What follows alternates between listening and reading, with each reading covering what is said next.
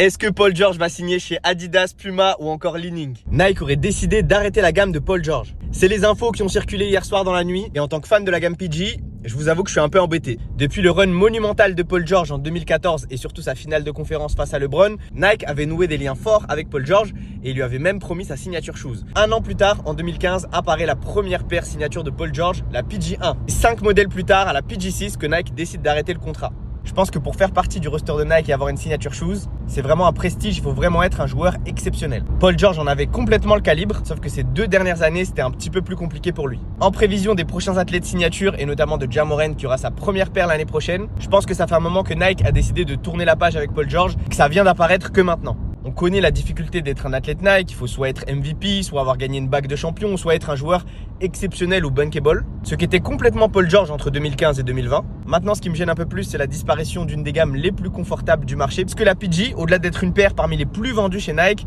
était l'une des paires les plus confortables et les plus appréciées par les basketteurs. On verra si cette décision sera confirmée officiellement par Nike dans les prochains mois. N'hésitez pas à me donner aussi vos avis dans les commentaires, ça m'intéresse.